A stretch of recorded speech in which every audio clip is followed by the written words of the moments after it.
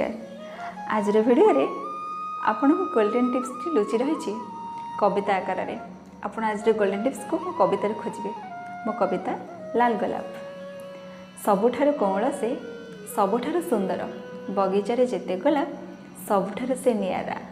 आज से कढ़टी हेले आखिर तार असमारी स्वप्न जेबे से फूल हेबो ता महकरे समस्त को महकाई देबो। तार खिलिखिली हसरे सभी को हसाई देव। आकाशर सूर्य को मिटी मिटी कर चाहब। उड़ुथिबा प्रजापति को हाथ ठारे डाकिब। पवनर हाल्का छुआरे से दोली खेलिब। शिशिर बुंदा को हाथ रे धरिब। सबु कथा को संज आसिले जह्न आगे कहब। कथा तो अनेक सरबनी हेले ता अलसी आखिरे निद आसिब। कौन से गोलापटे कौन बा करिब। पल्लवीर सेजरे निजको विश्राम देव। परदिन सकाळ बाबूंकर माँ बगीचा को पूजा पाई फूल तोली गले। देखिले लाल गोलापटी केते सुंदर देखा जाउछि। मने मने भाबिले काली सकाळे तो फूल ही फुटी जा। मो कालिया फूल रसिक तार मथारे देखिबी ता मथारे रखिबी। से तते बहुत भल पाइब। मने मने गोलाप भाविला मोर भी किसी इच्छा अच्छी मते पचार ना। बाबू बाबू आनी मॉर्निंग वॉक सारी आसे लॉन रे बसिले।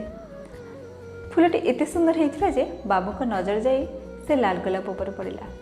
बाबू कहले जान मते तुम्हें सबुठ सुंदर लग बट तुम्हें तुम गभारे जेबे ना गोलाप रख से मते बहुत सुंदर लग। बाबू आनी उत्तर देले ठीक अच्छे काली सकाळ हो से लाल गोलाप मो गभारे थिबो आ मु हेइथिबी दुनियार सबुठ सुंदर झियो। मने मने गोलाप चिंता कला मोर भी किसी इच्छा अच्छी थरे मते भी पचारि देख। उपरा बेला हैला रिया बाबूंकर गेली झियो कॉलेज रू आसिले।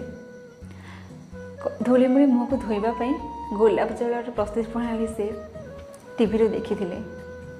बिना द्विधारे गोलापटी को तोड़िले।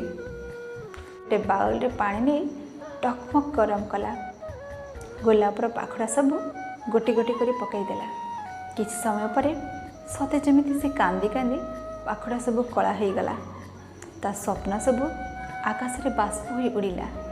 आ रिया किछ न जाने ताको से गोलाप जल भाभी साइते रखिदेला। एबे तो गोलापटी कहि भी पारिलानी तार किसी स्वप्न अच्छी ताको बंचिबाको दियो। गोलापर कहानी एठी शेष हैला। कमेंट करी कहिबे से कौन कहबाको चाहूला। लाइक करिवे।